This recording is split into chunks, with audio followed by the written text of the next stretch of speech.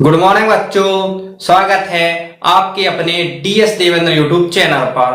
आज की यह क्लास होगी हर स्टूडेंट के लिए खास, क्योंकि हमारी क्लासेस लगभग सभी स्टूडेंट को ध्यान में रखकर तैयार की जाती हैं।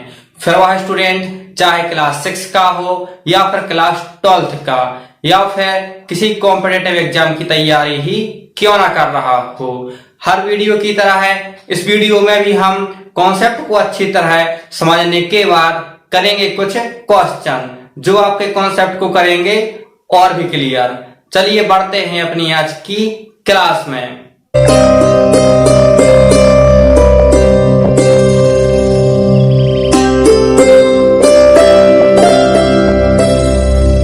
आज की इस क्लास में हम सीखेंगे नाइदर नो के प्रयोग, इसके साथ ही सो दैट का प्रयोग, इफ अनलेस का प्रयोग, साथ ही टू का प्रयोग हम पहले ही सीख चुके हैं। यदि आपने अभी तक हमारी वह क्लासेस नहीं देखी हैं तो उनकी लिंक डिस्क्रिप्शन में दी गई है, जिन पर जाकर आप वह वीडियो देख सकते हैं।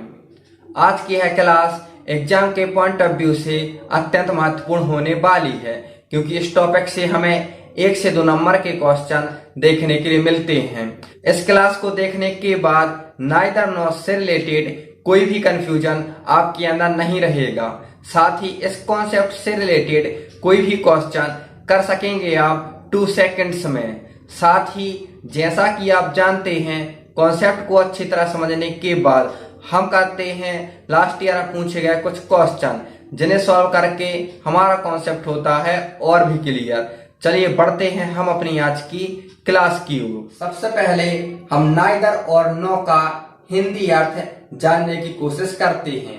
नाइदर का हिंदी अर्थ है ना तो, साथ ही नो का हिंदी अर्थ है ना ही।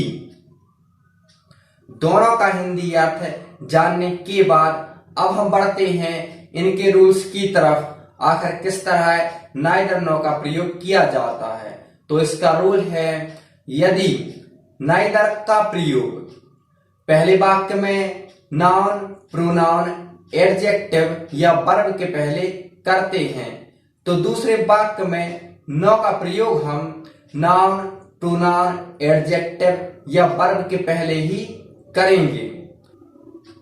साथ ही नाइदर और नो दोनों में ही नॉट छिपा रहता है, इसलिए वाक्य में यदि नॉट जैसे do not, does not, did not या सिर्फ नॉट ही क्यों ना हो, इन सभी शब्दों को हटा देते हैं। और यदि अब हम सेंटेंस से डज नॉट के लिए हटाते हैं, तब हम वर्ब में एस या ईएस लगा देते हैं। और यदि सेंटेंस से हम डिड नॉट हटाते हैं, तब हम वर्ब का सेकंड फॉर्म उपयोग करते हैं। अभी हमने सीखा आखिर किस तरह नाइदर नो का प्रयोग करते हैं।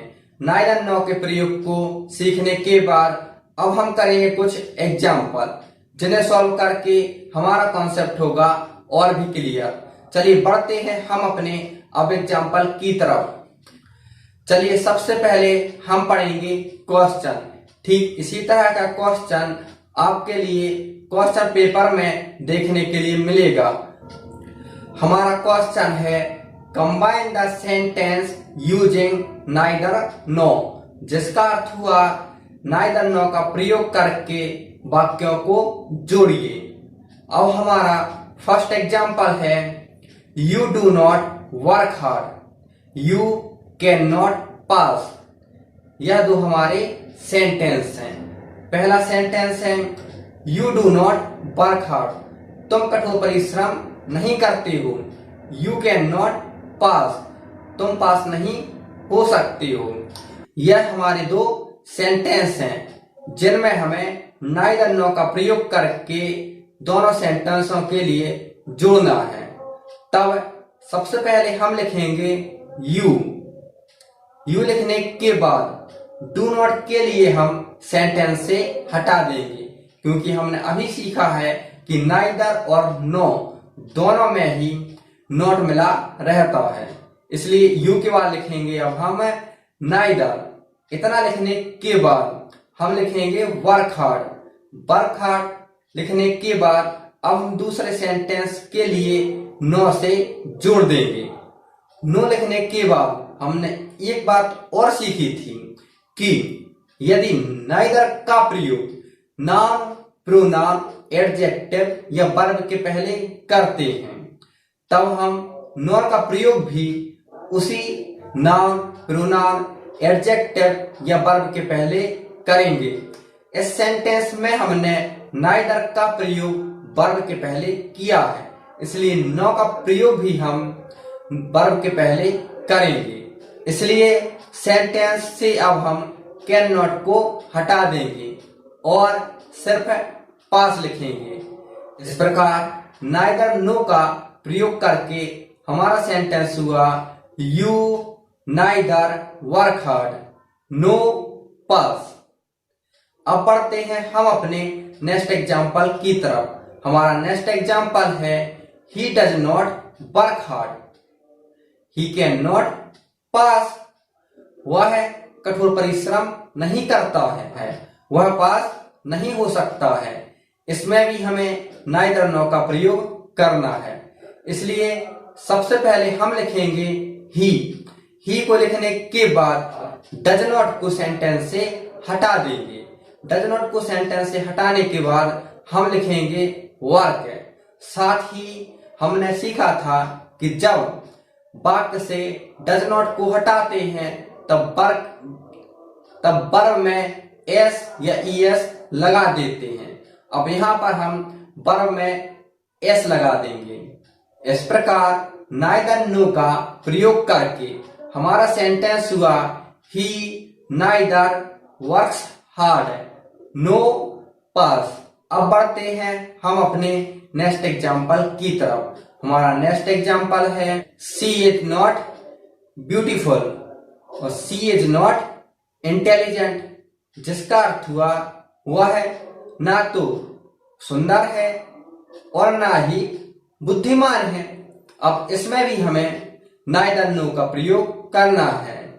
तब सबसे पहले हम लिखेंगे सी एच। इतना लिखने के बाद नॉट को हटाकर हम प्रयोग करेंगे नाइदर का और ब्यूटीफुल के लिए लिख देंगे। इतना लिखने के बाद अब जो हमारा नेक्स्ट सेंटेंस है सी इज नॉट इंटेलिजेंट, इसमें सी इज नॉट को हटा देंगे और सी इज नॉट को हटाने के बाद उसके स्थान पर नो लिख देंगे और सिर्फ इंटेलिजेंट के लिए लिखेंगे। इस प्रकार नाइदर नो का प्रयोग करके हमारा सेंटेंस हुआ she is neither beautiful nor intelligent. अब हमारा नेक्स्ट एग्जाम्पल है she is not her mother और she is not her aunt, जिसका अर्थ हुआ वह ना उसकी माँ है और ना ही चाची है। अब इसमें हमें नाइदर नो का प्रयोग करना है। तब हम सबसे पहले लिखेंगे सी को लिखने के बाद अब हम प्रयोग करेंगे नो का और नॉट को हटा देंगे और हर मदर के लिए लिख देंगे। साथ ही फर्स्ट सेंटेंस को लिखने के बाद अब हम प्रयोग करेंगे नो का और नो का प्रयोग करने के बाद दूसरे सेंटेंस से हम सी इज नॉट को हटा देंगे और सिर्फ हर आंट के लिए लिखेंगे।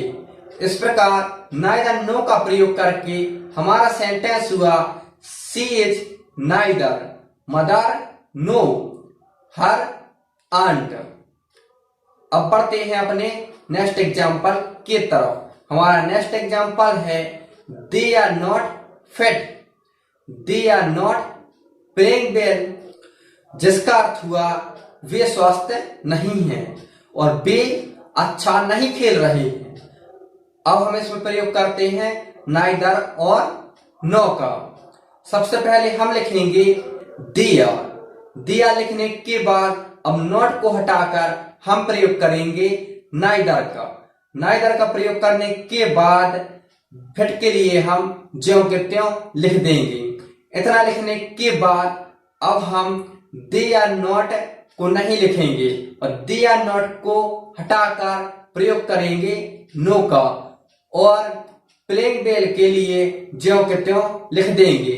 इस प्रकार हमारा सेंटेंस हुआ they are neither fit nor playing well. Video में आगे बढ़ने से पहले यदि आपने अभी तक हमारे चैनल को सब्सक्राइब नहीं किया है तो सबसे पहले आप हमारे चैनल को सब्सक्राइब कर लें, वीडियो को लाइक करें और अपने फ्रेंडों के साथ में शेयर करें। साथ ही वीडियो पूरा देखने के बाद कमेंट करना ना भूलें। चलिए बढ़ते हैं अपनी क्लास की तरफ। अभी तक हमने जितने भी एग्जाम्पल किए उन सभी एग्जाम्पलों को करने से आपके लिए अत्यंत मजा आ रहा होगा, क्योंकि हर एग्जाम्पल से हमें कुछ ना कुछ नया सीखने के लिए मिल रहा है। अब बढ़ते हैं हम अपनी नेक्स्ट एग्जाम्पल की तरफ। हमारा नेक्स्ट एग्जाम्पल है मोहन इज नॉट इंटेलिजेंट और दूसरा सेंटेंस है हमारा मोहन इज नॉट डिलीजेंट, जिसका अर्थ हुआ मोहन ना तो बुद्धिमान है और ना ही परिश्रमी।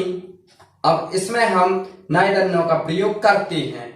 सबसे पहले हम लिखेंगे मोहन इज, इतना लिखने के बाद नॉट हटाकर हम प्रयोग करेंगे नाइदर का और इंटेलिजेंट के लिए ज्यों के त्यों लिख देंगे और दूसरे सेंटेंस में से हम मोहन इज नॉट को हटा देंगे।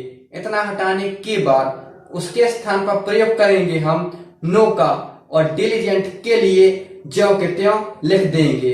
इस प्रकार हमारा सेंटेंस हुआ नाइदर नो का प्रयोग करके Mohan is neither intelligent nor diligent.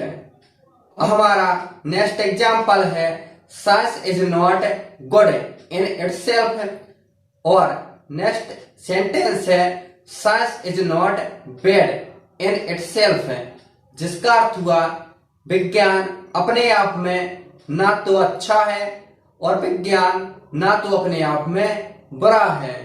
आपने वंडर ऑफ साइंस के ऐसे में याद किया होगा science is a good servant but a bad master, जिसका अर्थ होता था कि विज्ञान एक अच्छा सेवक है लेकिन बुरा स्वामी है। ठीक इसी तरह से विज्ञान ना तो अच्छा है और ना ही बुरा। ठीक इसी तरह से हमारे इस सेंटेंस का अर्थ है कि विज्ञान ना तो अपने आप में अच्छा है और ना ही अपने आप में बुरा। अब इसमें हम प्रयोग करते हैं नाइदर नो का।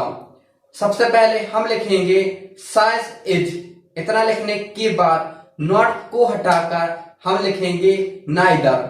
नाइदर लिखने के बाद गुड इन इटसेल्फ के लिए ज्यों के त्यों लिख देंगे।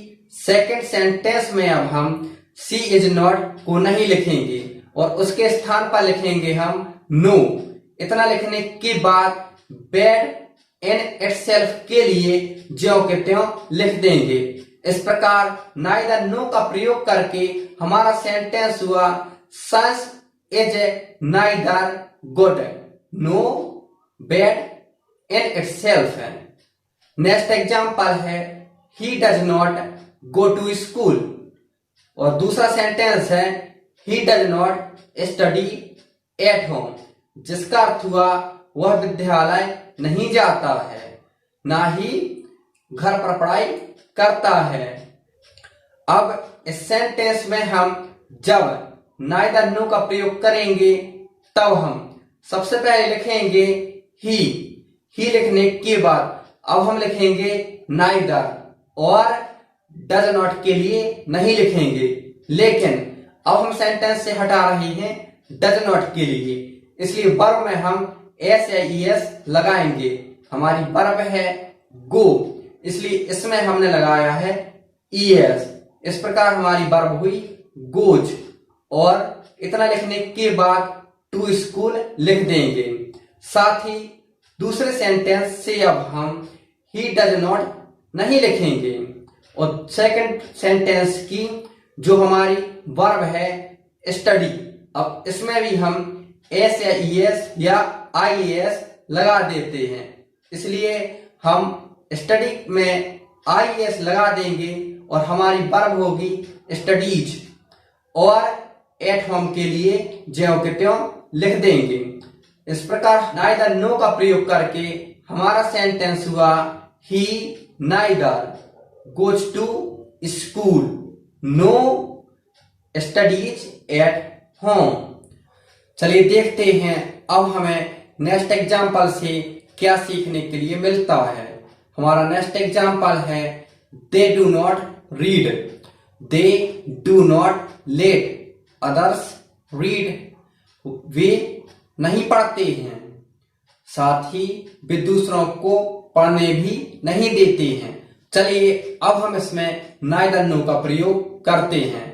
सबसे पहले हम लिखेंगे दे, इतना लिखने के बाद डू नॉट को सेंटेंस से हटाकर नाइदर का प्रयोग करेंगे। लिखेंगे रीड, रीड लिखने के बाद दूसरे सेंटेंस से हम दे डू नॉट को हटा देंगे और उसके स्थान पर लिखेंगे सिर्फ नो। नो लिखने के बाद से सेंटेंस के लिए हम ज्यों के त्यों उतार देंगे, अर्थात लेट से लेकर के रीड तक हम ज्यों के त्यों लिखेंगे। इस प्रकार हमारा सेंटेंस हुआ they neither read nor lets other read. अब आज की इस क्लास का हमारा अंतिम एग्जाम्पल है Ram is not intelligent, his brother is not intelligent, जिसका अर्थ हुआ राम बुद्धिमान नहीं है और ना ही उसका भाई बुद्धिमान है। अब इसमें हमें नाइदर नो का प्रयोग करना है। इस एग्जाम्पल की सहायता से हम नाइदर नो का मोस्ट इम्पोर्टेंट जो फैक्ट है उसको सीखने वाले हैं। अब इसमें जो सिमिलर वर्ड हैं वह है इज नॉट इंटेलिजेंट, क्योंकि इज नॉट इंटेलिजेंट हमें दोनों ही वाक्यों में लिखा है और हमने शुरू में ही पढ़ा था कि हमें किसी भी वाक्य को दोहराना नहीं है। तब हम इसमें नाइदर के लिए वाक्य के शुरू में ही प्रयोग करेंगे। इस प्रकार हमारा सेंटेंस होगा नाइदर राम, इतना लिखने के बाद हम लिखेंगे नो और नो लिखने के बाद लिखेंगे हिज ब्रदर इज इंटेलिजेंट। आज की इस क्लास को देखने के बाद अब आपके मन में नाइदर नो से रिलेटेड कोई भी डाउट नहीं रहा होगा। साथ ही इस कॉन्सेप्ट से रिलेटेड कोई भी क्वेश्चन अब आप चुटकियों में कर सकेंगे। चलिए मिलते हैं इसी तरह की अब हम अपनी नेक्स्ट क्लास में।